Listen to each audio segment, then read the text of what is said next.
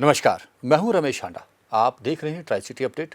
सबसे पहले खास खबरों पर एक नजर। मोहाली के गांव मनौली में श्री गुटका साहब की बेअदबी, कूड़े में मिले फटे हुए पन्ने, स्थिति तनावपूर्ण। सेक्टर 23 से करोड़ों के गहने लूटने का मुख्य आरोपी बिहार से गिरफ्तार। और 10 जुलाई के बाद मिलेगी गर्मी से राहत। और अब खबरें विस्तार से। पंजाब में बेअदबी की घटनाएं कम होने का नाम नहीं ले रही। अब फिर मोहाली के नजदीक गांव मनौली में श्री गुटका साहब के फटे हुए अंग एक घर की छत में और कूड़े में बरामद हुए। घटना की सूचना पुलिस को मिलते ही हड़कंप मच गया। भारी मात्रा में पुलिस बल और प्रशासनिक अधिकारी घटनास्थल पर पहुंच गए, जिन्होंने लोगों को सांत्वना देते हुए उन्हें शांति व्यवस्था बनाए रखने की अपील की है और मामले की जांच शुरू कर दी है।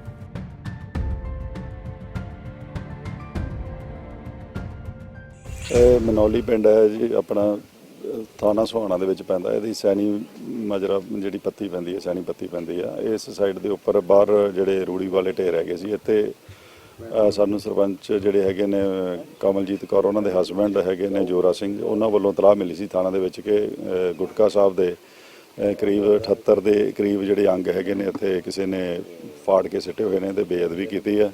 मौका पर पहला SHO DSP दीप कमल ਦੇ मौका पर पुजे, मैं इत्थे आया। इत्थे जाके ਅਸੀਂ ਸਾਰੀ ਜਿਹੜੀ ਹੈਗੀ ਤਫਤੀਸ਼ ਕਰ ਰਹੇ ਹਾਂ।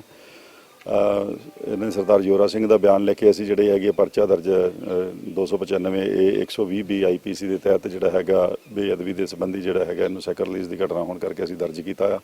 ਇਹਦੀ ਡੂੰਘਾਈ ਨਾਲ ਜਿਹੜੀ ਤਫਤੀਸ਼ ਕਰ ਰਹੇ ਹਾਂ। ਬਾਕੀ ਪਿੰਡ ਵਾਸੀ ਜਿਹੜੇ ਨਾਲ ਖੜੇ ਇਹਨਾਂ ਨੂੰ ਅਸੀਂ ਵਿਸ਼ਵਾਸ ਦਵਾਇਆ ਕਿ ਇਹਨਾਂ ਦੇ ਸਹਿਯੋਗ ਦੇ ਨਾਲ ਜਿਹੜੀ ਹੈਗੀ ਸਾਨੂੰ ਤਫਤੀਸ਼ ਦੇ ਵਿੱਚ ਸਹਿਯੋਗ ਚਾਹੀਦਾ। ਇਹਦੇ ਸਹਿਯੋਗ ਕਰ ਵੀ ਰਹੇ ਨੇ ਤੇ ਇਹਨੂੰ ਡੂੰਘਾਈ ਨਾਲ ਇਹਦੀ ਤਫਤੀਸ਼ ਕਰਦੇ ਹੋਏ ਜਿਹੜਾ ਹੈਗਾ ਇਹਨੂੰ ਸਾਰੇ ਨੂੰ ਕੇਸ ਨੂੰ ਅਸੀਂ ਸੁਲਝਾਵਾਂਗੇ। ਹਾਲੇ ਜਿਹੜੀ ਹੈਗੀ ਆ ਪਾਰਟ ਆਫ ਇਨਵੈਸਟੀਗੇਸ਼ਨ ਹਾਲੇ ਤਾਂ ਜਿਹੜੀ ਹੈਗੀ ਆ ਪ੍ਰੀ ਮੈਚੁਰ ਸਟੇਜ ਹੈਗੀ ਆ। CCTV ਸਾਨੂੰ ਇੱਕ ਕੈਮਰਾ ਹੀ ਇੱਥੇ ਡਿਟੈਕਟ ਹੋਇਆ, ਉਹਦਾ ਵੀ ਫੁਟੇਜ ਅਸੀਂ ਸਾਰੀ ਜਿਹੜੀ ਹੈਗੀ ਆ ਇਨਵੈਸਟੀਗੇਸ਼ਨ ਦੇ ਦੌਰਾਨ ਖੰਗਾਲ ਰਹੇ ਹਾਂ। ਹੋਰ ਵੀ ਜਿਹੜੀ ਹੈਗੀ ਆ ਹਿਊਮਨ ਇੰਟੈਲੀਜੈਂਸ ਜਿਹੜੀ ਹੈਗੀ ਆ ਸੋਰਸਿਸ ਰਾਹੀਂ ਪਿੰਡ ਦੇ ਲੋਕਾਂ ਦੇ ਜਿਹੜੇ ਸਹਿਯੋਗ ਦੇ ਰਾਹੀਂ ਇਹਨੂੰ ਕੇਸ ਨੂੰ ਅਸੀਂ ਜਲਦੀ ਹੱਲ ਕਰ ਲਾਂਗੇ। ਜਿਹੜੀ ਇਹਦੇ ਵਿੱਚ ਮੁੱਢਲੀ ਪੁੱਛਗਿੱਛ ਤੋਂ ਪਤਾ ਲੱਗਿਆ ਗਿਆ ਕਿ ਜਿਹੜੀ ਕਰੀਬ 2 ਦਿਨ ਪੁਰਾਣੀ ਘਟਨਾ ਜਿਹੜੀ ਹੈਗੀ ਲੱਗਦੀ ਹੈਗੀ ਆ, ਕੋਈ ਕਰੀਬ ਪਰਸੋਂ ਦੇ ਕਰੀਬ, ਤਾਂ ਮੰਡੇ ਨੂੰ ਜਿਹੜੀ ਹੈਗੀ ਆ, ਮੰਡੇ ਜਾਂ ਸੰਡੇ ਦੀ ਹੋ ਸਕਦੀ ਹੈ। ਉਸ ਤਰੀਕੇ ਨਾਲ ਅਸੀਂ ਸਾਰੀ ਦੇਖ ਰਹੇ ਹਾਂ, ਸਾਰਾ ਰਿਕਾਰਡ ਲੈ ਰਹੇ ਹਾਂ। ਕੌਣ ਇੱਥੇ ਆਇਆ, ਕੋਈ ਬਾਹਰਲਾ ਬੰਦਾ ਆਇਆ ਜਾਂ ਇੱਥੋਂ ਦਾ ਇੱਕ ਬੰਦੇ ਦੀ ਘਟਨਾ ਜਿਹੜੀ ਹੈਗੀ ਹੈ ਸ਼ਮੂਲੀਅਤ ਹੈ ਜਾਂ ਜ਼ਿਆਦਾ ਦੀ ਹੈ, ਉਹ ਸਾਰਾ ਅਸੀਂ ਕਰਨਾ। ਨਹੀਂ, ਹਲੇ ਜਿਹੜਾ ਹੈਗਾ ਕਿਸੇ ਨੇ ਸ਼ੱਕ ਜ਼ਾਹਰ ਨਹੀਂ ਕੀਤਾ ਕਿਸੇ ਵਿਅਕਤੀ ਦੇ ਉੱਪਰ, ਬਟ ਫਿਰ ਵੀ ਜਿਹੜੀ ਹੈਗੀ ਹੈ ਕਿਉਂਕਿ ਹਲੇ ਮੈਂ ਜਿਵੇਂ ਦੱਸਿਆ ਕਿ ਹਲੇ ਆ ਕੇ ਅਸੀਂ ਪਰਚਾ ਹੀ ਰਜਿਸਟਰ ਕੀਤਾ, ਬਿਆਨ ਹੀ ਲਿਖਿਆ ਹੈਗਾ। ਹੁਣ ਤਫਤੀਸ਼ ਐਕਚੁਅਲ ਦੇ ਵਿੱਚ ਜਿਹੜੀ ਇਨਵੈਸਟੀਗੇਸ਼ਨ ਆ ਹੁਣ ਸ਼ੁਰੂ ਹੋਣੀ ਹੈ। ਜਿਵੇਂ ਵੀ ਤਫਤੀਸ਼ ਦੇ ਵਿੱਚ ਕੋਈ ਅਪਡੇਟ ਆਉਂਦਾ ਤੁਹਾਨੂੰ ਜਿਹੜਾ ਹੈਗਾ ਅਸੀਂ ਉਹਦੇ ਅਕੋਰਡਿੰਗਲੀ ਅਪਡੇਟ ਕਰ ਰਹੇ। ਨਹੀਂ, ਗੁਰਦੁਆਰਾ ਸਾਹਿਬ ਦੇ ਵਿੱਚ ਜਿਹੜੇ ਉਹਨਾਂ ਦੇ ਗੁਟਕਾ ਸਾਹਿਬ ਹੈਗੇ ਨੇ ਉਹ ਪੂਰੀ ਤਰ੍ਹਾਂ ਜਿਹੜੇ ਹੈਗੇ ਨੇ ਉਹ ਅਸੀਂ ਸਾਡੇ ਗੁਰਦੁਆਰਾ ਸਾਹਿਬ ਦੇ ਗ੍ਰੰਥੀ ਸਿੰਘ ਨਾਲ ਨੇ, ਉਹਨਾਂ ਨੇ ਚੈੱਕ ਕਰ ਲੈਣੇ ਉੱਥੋਂ ਦੀ ਜਿਹੜੀ ਹੈਗੀ ਹੈ ਸਾਰੇ ਜਿਹੜੇ ਗੁਟਕਾ ਸਾਹਿਬ ਜਾਂ ਹੋਰ ਅੰਗ ਹੈਗੇ ਨੇ ਉੱਥੇ ਦੇ ਕੋਈ ਇਸ ਤਰ੍ਹਾਂ ਦੀ ਬੇਅਦਬੀ ਉੱਥੇ ਨਹੀਂ ਹੋਈ। ਤਾਂ ਇਹ ਅਸੀਂ ਦੇਖ ਰਹੇ ਹਾਂ ਕਿ ਜਿਹੜੇ ਗੁਟਕਾ ਸਾਹਿਬ ਦੀ ਬੇਅਦਬੀ ਕੀਤੀ ਹੈ ਇਹ ਕਿਸ ਦਾ ਹੈ ਸੀ ਜਾਂ ਕਿਸ ਨੇ ਆਪਣੇ ਘਰ ਰੱਖਿਆ ਜਾਂ ਕਿੱਥੋਂ ਲੈ ਕੇ ਆਏ, ਸਾਰੀ ਤਫਤੀਸ਼ ਦੇ ਮਸਲੇ ਨੇ ਬਾਅਦ ਦੇ ਵਿੱਚ ਸਾਹਮਣੇ आएंगे। नगर निगम में डोर टू डोर कूड़ा उठाने के लिए 425 गाड़ियां खरीदी थी, जिसमें अब तेल का खेल हो रहा है। तेल चोरी हो रहा है। ऐसा ही एक वीडियो वायरल हुआ जिसमें एक गार्बेज गाड़ी में से डीजल निकालता एक व्यक्ति ये कह रहा है कि वो 5 लीटर डीजल निकाल चुका है। ऐसा खेल कब से चल रहा है, ये जांच का विषय है। आइए आपको भी दिखाते हैं वो वीडियो जिसमें तेल चोरी हो रही है।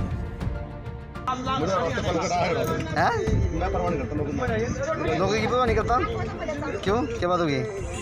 अपना तो बता कुछ है कितना का तेल इसमें देवे 5 लीटर कर दिया, ठीक है चल ठीक है। 5 लीटर का कितना कटा है? सेक्टर 23 में स्थित मां लक्ष्मी डायमंड ज्वेलरी वर्कशॉप में हुई 2 करोड़ रुपए की लूट मामले में मुख्य आरोपी आकाश को क्राइम ब्रांच की टीम ने बिहार से गिरफ्तार कर लिया है। आकाश को चंडीगढ़ लाया गया, जहां अदालत में पेश कर उसे 7 दिन के पुलिस रिमांड पर लिया है। आकाश ने क्राइम ब्रांच को बताया है कि उसने लूटे गए गहने अपने चाचा को दिए थे ताकि समय रहते ही उन्हें बेचा जा सके। पुलिस उसके चाचा की तलाश भी कर रही है। चंडीगढ़ के सेक्टर 23 मां लक्ष्मी डायमंड ज्वेलरी वर्कशॉप में हुई करीब 2 करोड़ की लूट मामले में सेक्टर 17 थाने पुलिस ने केस दर्ज कर लिया था, लेकिन जब आरोपियों को पकड़ने की बारी आई तो तो सेक्टर 17 थाना पुलिस और क्राइम ब्रांच दोनों आरोपियों को पकड़ने के लिए चंडीगढ़ से रवाना हो गई। लेकिन इंस्पेक्टर हरिंदर सिंह सेखों के सुपरविजन में जो क्राइम ब्रांच काम कर रही थी, उन्होंने सबसे पहले मुख्य आरोपी आकाश को बिहार के गोपालगंज से दबोच लिया, जिसके बाद आरोपी आकाश को चंडीगढ़ कोर्ट में पेश किया गया, जहां से उसे 7 दिन के पुलिस रिमांड पर भेजा गया। वहीं आरोपी आकाश ने क्राइम ब्रांच को पूछताछ में बताया कि उसने चोरी किया हुआ सारा सामान अपने चाचा संजय को दिया था, ताकि वो धीरे धीरे सामान को बेच दे। बता दें कि आरोपी आकाश का चाचा बंगाल के हुगली जिले में रहता है, जिसके बाद क्राइम ब्रांच की टीम बंगाल के लिए रवाना हो गई और वहां से आरोपी संजय को भी गिरफ्तार कर चंडीगढ़ ले आई, जहां आरोपी संजय को कोर्ट में पेश किया गया, साथ ही उसे 6 दिन के पुलिस रिमांड पर भेज दिया गया। वहीं सेक्टर 17 थाना पुलिस के हाथ दोनों आरोपियों में से एक भी आरोपी नहीं लग पाया। चंडीगढ़ क्राइम ब्रांच के अनुसार अभी कुछ बरामदगी कर ली गई है, साथ ही आरोपियों की निशानदेही पर अभी और बरामदगी की जा रही है। जल्द ही आरोपियों से पूछताछ के दौरान और भी खुलासे होने का दावा किया जा रहा है। पंजाब केसरी टीवी के लिए चंडीगढ़ से कुलदीप कुमार की रिपोर्ट। चंडीगढ़ के सेक्टर 17 प्लाजा में पंजाब सरकार के अलग अलग विभागों से जुड़े कर्मचारियों का इकट्ठ हुआ, जिन्होंने जोरदार प्रदर्शन किया। इन कर्मचारियों का कहना है कि सरकार ने उनके साथ धोखा किया है, उनके साथ किए हुए वायदे पूरे नहीं हुए। जहां तक छठे वेतन आयोग की बात है, तो सरकार ने यह कहा था कि 3 गुना वेतन में बढ़ोतरी होगी, लेकिन आज तक उन्हें 1 पाई तक नहीं मिली। उन्होंने कहा कि ऐसे खोखली घोषणाओं के बहकावे में आकर कर्मचारी सरकार के काम नहीं करेंगे। चंडीगढ़ के सेक्टर 17 प्लाजा में पंजाब सरकार के अलग अलग विभागों में कार्यरत कर्मचारियों ने जोरदार प्रदर्शन किया। पूरे प्लाजा में पहले इन कर्मचारियों ने पैदल मार्च निकाला और उसके बाद घड़े फोड़कर अपना रोष व्यक्त किया। कर्मचारियों ने पंजाब सरकार के खिलाफ जमकर नारेबाजी की। कर्मचारियों का कहना था कि सरकार ने उनके साथ धोखा किया है। छठे वेतन आयोग लागू करने को लेकर जो सरकार ने वायदे किए थे, वह वायदा उनके साथ पूरा नहीं किया गया।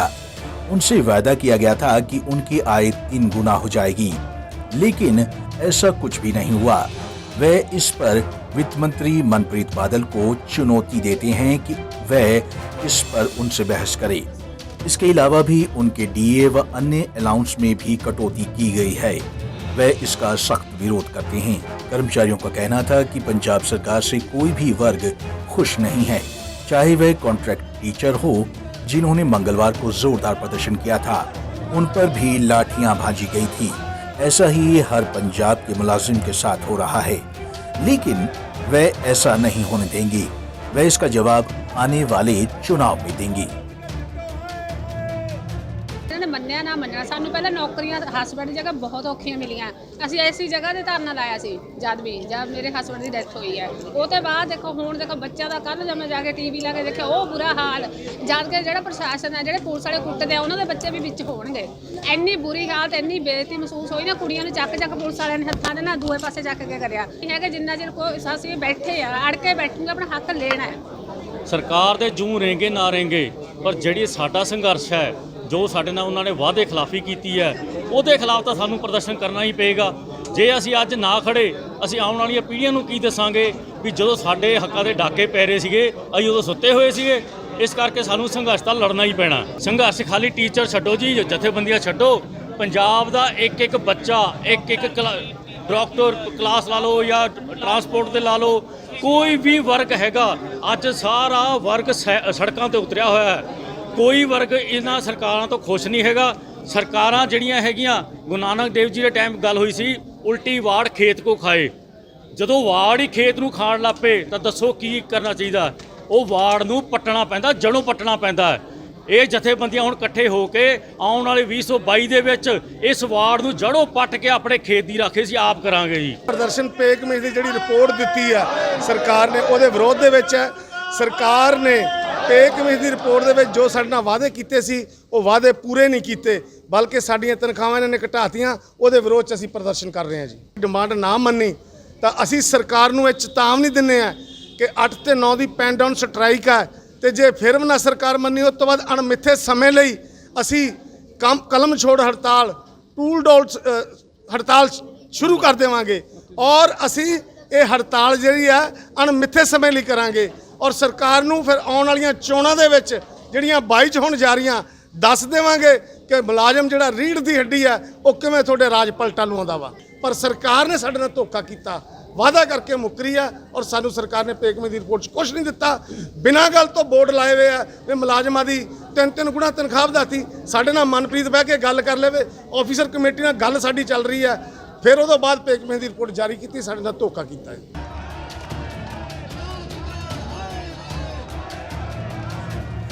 गौरतलब है कि मांगे पूरी न होने के कारण सरकार के खिलाफ प्रदर्शन किया जा रहा है। ऐसे में अब देखना ये होगा कि सरकार कब तक इनकी मांगे मानती है। पंजाब केसरी टीवी के लिए चंडीगढ़ से भगवत सिंह की रिपोर्ट। कोरोना और उसके बाद लॉकडाउन के कारण सब कुछ बंद था, लेकिन धीरे धीरे सब कुछ सामान्य हो रहा है। लेकिन अभी तक एजुकेशनल कोचिंग सेंटर बंद पड़े हैं, जिसे लेकर कोचिंग सेंटरों के संचालक आज इकट्ठे हुए और उन्होंने एजुकेशन सेक्रेटरी से मुलाकात भी की। उन्होंने एक ज्ञापन दिया और मांग की है कि जल्द से जल्द एजुकेशन इंस्टीट्यूट भी खोले जाएं, ताकि वह भी रोजगार को अपनी पटरी पर ला सकें। कोरोना और उसके बाद लॉकडाउन के कारण सब कुछ बंद था, लेकिन अब धीरे धीरे दुकानें, मॉल, सिनेमाघर खुलने लगे हैं और जीवन सामान्य होने लगा है। लेकिन अभी भी चंडीगढ़ में कोचिंग इंस्टीट्यूट नहीं खोले गए हैं। इसको लेकर इंस्टीट्यूट संचालक काफी नाराज हैं। इसको लेकर बुधवार को सभी इंस्टीट्यूट संचालकों का एक delegation education secretary S Gill से मिला, जिन्होंने एजुकेशन सेक्रेटरी के समक्ष ये मांग उठाई कि चंडीगढ़ में अब इंस्टीट्यूट खोलने की इजाजत दे दी जाए। वे पिछले काफी समय से ऑफलाइन क्लासेस ले रहे हैं, लेकिन इससे उनको काफी आर्थिक नुकसान उठाना पड़ रहा है। जब सब कुछ खुल गया है तो कोचिंग इंस्टीट्यूट क्यों नहीं खोल रही हैं? क्या वे बच्चे मॉल नहीं जा रहे? क्या वे बच्चे दुकानों पर नहीं जा रहे? क्या कोरोना सिर्फ कोचिंग इंस्टीट्यूट में ही होता है? इसलिए उन्होंने मांग उठाई है कि जल्द से जल्द कोचिंग इंस्टीट्यूट खोले जाएं। हम एक्चुअली यहाँ पे आज गैदर हुए हैं। हम चंडीगढ़ जो कोचिंग इंस्टीट्यूट्स हैं उसकी तरफ से हम सब लोग यहाँ पे गैदर हुए थे।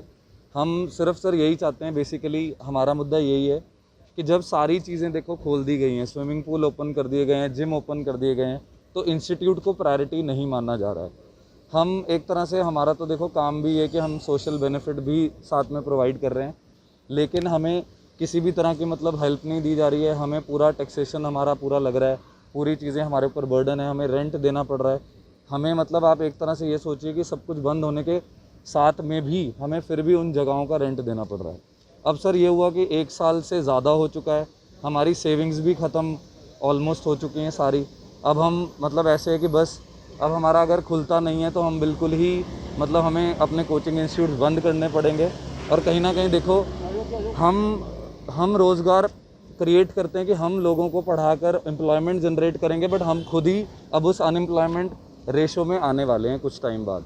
तो अगर गवर्नमेंट ये नहीं कुछ सुनती है या हमें कुछ 20% 30% कुछ इस कैपेसिटी के साथ खोला जाए तो हम भी अपना नॉर्मल रूटीन में काम कर पाएंगे। सर अभी हम एजुकेशन सेक्रेटरी से मिल के आए हैं IAS SS गिल, जिनके परमिशन से ही हमारे कोचिंग इंस्टीट्यूट की ऑफलाइन क्लासेस ओपन होंगी, बट उन्होंने कुछ भी हमें पॉजिटिव नहीं किया और अभी हमारे को कोई आसार नहीं लग रहे खुलने के, जबकि सारे काम खुल चुके हैं। और हम जो बच्चों को पढ़ा रहे हैं वो बच्चे हर जगह जा रहे हैं, वो मॉल्स में जा रहे हैं, वो अपना हर जगह घूम रहे हैं, मार्केट्स में जो सब कुछ ओपन है, पार्टीज़ में जा रहे हैं जहाँ 100 लोगों की परमिशन मिल गई, हर काम ओपन है। पर हम इंस्टीट्यूट्स का जहाँ वही बच्चों ने आना है उनको बिल्कुल ही नकारा हुआ है, बिल्कुल ही एक सोसाइटी से अलग किया हुआ है, जैसे कि हमारा कोई घर नहीं है, हमारे कोई काम नहीं करना, हमारे अंडर स्टाफ है। मेरे साथ इंस्टीट्यूट में खुद 15 टीचर हैं, उनको हम कहाँ से सैलरी दें, हमने रेंट देने हैं, हमारे साथ बहुत परिवार जुड़े हैं। तो एडमिनिस्ट्रेशन को, गवर्नमेंट को हमारा भी सोचना चाहिए। तो किस तरह से आप घर परिवार आपका चल रहा है? हम बहुत मुश्किल से ऑनलाइन में थोड़े बहुत बच्चों को पढ़ा के काम कर रहे हैं। गौरतलब है कि कोरोना के कारण सभी चीजों को बंद रखा गया था, लेकिन अब केस कम होने के कारण चीजों को खोला जा रहा है। ऐसे में अब कोचिंग इंस्टीट्यूट खोलने की भी मांग की जा रही है। पंजाब केसरी टीवी के लिए चंडीगढ़ से भगवत सिंह की रिपोर्ट। बढ़ती महंगाई को लेकर महिला कांग्रेस ने पंचकुला में आज सरकार के खिलाफ जोरदार प्रदर्शन किया। इस प्रदर्शन की अगुवाई हरियाणा प्रदेश महिला कांग्रेस की अध्यक्ष सुधा भारद्वाज ने की। सुधा भारद्वाज ने कहा कि सरकार ने जो भी वायदे किए थे वे आज तक पूरे नहीं किए गए। महिलाएं अपने हाथ में खाली बर्तन और खाली पर्स लिए हुए थी, जिन्हें बजा बजा कर उन्होंने सरकार के खिलाफ जमकर प्रदर्शन किया और मांग की कि जल्द से जल्द महंगाई को दूर किया जाए और रोजगार के अवसर प्रदान किए जाएं। बढ़ती महंगाई के खिलाफ कांग्रेस प्रदेश भर में प्रदर्शन कर रही है। इसी के चलते पंचकुला में महिला कांग्रेस ने बढ़ती महंगाई के विरोध में सेक्टर 2 में प्रदर्शन किया। हरियाणा महिला कांग्रेस की प्रदेश अध्यक्ष सुधा भारद्वाज की अध्यक्षता में महिलाओं ने बेलन, दाल के खाली डब्बे और कटोरियां लेकर सरकार के खिलाफ रोष व्यक्त किया। इस मौके पर सरकार के खिलाफ जमकर नारेबाजी की गई। हरियाणा महिला कांग्रेस की प्रदेश अध्यक्ष सुधा भारद्वाज ने बताया कि आज गरीबी और बेरोजगारी चरम सीमा पर है, जबकि सरकार ने हर साल 2 करोड़ नौकरी देने का दावा किया था। उन्होंने कहा कि कोरोना काल में बेरोजगारी बढ़ी है, जिसके साथ ही अब आम जनता महंगाई की मार भी झेल रही है। उन्होंने कहा कि कब तक आम जनता इस महंगाई की मार को सहन करेगी। सुधा भारद्वाज ने कहा कि नरेंद्र मोदी ने जनता से अच्छे दिन लाने की बात कही थी, लेकिन आज महिलाओं की थाली में रोटी है, लेकिन ना तो दाल है ना ही सब्जी। गरीबी जो है चरम सीमा पर है, बेरोजगारी चरम सीमा पर है। आप कहाँ तो 2-2 करोड़ नौकरियां हर साल देने की बात करते थे। 2021 से अभी 5-6 महीने ही हुए हैं, हमारी 1.5 करोड़ नौकरियां चली गई हैं और महिलाएं 50% महिलाएं जो हैं अपनी नौकरियां खो चुकी हैं। तो आप देख सकते हैं कि उनकी रसोई का क्या हालात होंगे। जब बेरोजगारी बढ़ी हुई है तो ऊपर से महंगाई की मार, कोरोना की मार, तो कहाँ तक जनता जीवित रहेगी। तो इस चीज़ को आप देख सकते हैं, हर चीज़ों के रेट जो ये तेल का है 200 रुपये तेल ऊपर हो चुका है, तो जो पेट्रोल डीजल है उसके दाम बढ़ चुके हैं, तो उसकी वजह से सभी चीज़ों के दाम बढ़ेंगे तो जनता कैसे सरवाइव करेगा। तो ये मोदी जी को देखना चाहिए, मोदी जी को सोचना चाहिए कि ये वो किस तरह से ये काम कर रहे हैं। कहाँ तो अच्छे दिन आने की बात कर रहे थे, आज अच्छे दिन ये है कि ये थाली जो है हमारी महिलाओं के जो रसोई की थाली है सिर्फ रोटी रह गई है, ना दाल है उसमें ना सब्जी है। ये पोजीशन रसोई की हो गई है। तो आप इससे समझ सकते हैं दालों के रेट पहले जो रेट थे ये रेट थे और अब रेट ये बढ़ गए हैं। आप सोच सकते हैं कि 120-130 जो 60 रुपये दाल थी उसके क्या हैं, और रसोइयों के ये हालात हो चुके हैं कि बिल्कुल डिब्बे भी खाली हैं, हर बर्तन खाली है और महिलाएं जो हैं वो माल न्यूट्रिशन से जूझ रही हैं, क्योंकि 15 साल से 49 साल की जो महिलाएं हैं वो सबसे ज़्यादा भारत में माल न्यूट्रिशन से जूझ रही हैं, क्योंकि घर का खर्चा चलता नहीं है और महिलाओं की एक आदत होती है कि अपने परिवार को सब अच्छा देती हैं और जो दूसरे परिवार के अलावा अपनी जो है कटौतियाँ करती रहती है, जिससे माल न्यूट्रिशन से जूझ रही है। देश में पेट्रोल और डीजल के दामों के साथ साथ खाने पीने की चीजें भी महंगी हो गई है। ऐसे में हर कोई बढ़ती महंगाई से परेशान है, जिसके बाद कांग्रेस लगातार प्रदेश भर में महंगाई के खिलाफ सड़कों पर उतर रही है। पंजाब केसरी टीवी के लिए पंचकुला से ब्यूरो रिपोर्ट। चंडीगढ़ में पिछले 15 दिनों से गर्मी से लोग बेहाल हैं। सड़कें खाली पड़ी हैं, दुकानों में ग्राहक नहीं जा रहे। लेकिन अभी भी 3 दिन और चंडीगढ़ में और ट्राई सिटी में गर्मी से राहत मिलने की कोई उम्मीद नहीं है। मौसम विभाग का कहना है कि 10 जुलाई तक अभी मौसम में कोई बदलाव नहीं आएगा। 10 जुलाई के बाद लगातार 3 दिन तक बारिश होने की संभावना भी जताई जा रही है। मौसम विभाग के वैज्ञानिक शिवेंद्र सिंह ने बताया कि 48 घंटों तक अभी मौसम में कोई बदलाव नहीं होगा। देखिए, आज तो अगले वाले जो 24 घंटे हैं उसमें तो हमारा ज़्यादातर मेनली ड्राई रहेगा। कहीं 1-2 जगह पे हल्की सी कोई थंडरस्टॉर्म एक्टिविटी हो सकती है। ज़्यादा हम ज़्यादा इंटेंसिटी की रेनफॉल नहीं एक्सपेक्ट कर रहे हैं। पर 8 तारीख के बाद 8 से लेकर 8 और 9 तारीख को हमारी हल्की बारिश और हल्का थंडर होने के चांसेस हैं। उसके बाद हमारा 10 के बाद या 10, 11, 12 को हमारी अच्छी रेनफॉल एक्टिविटी एक्सपेक्ट कर रहे हैं चंडीगढ़ पे।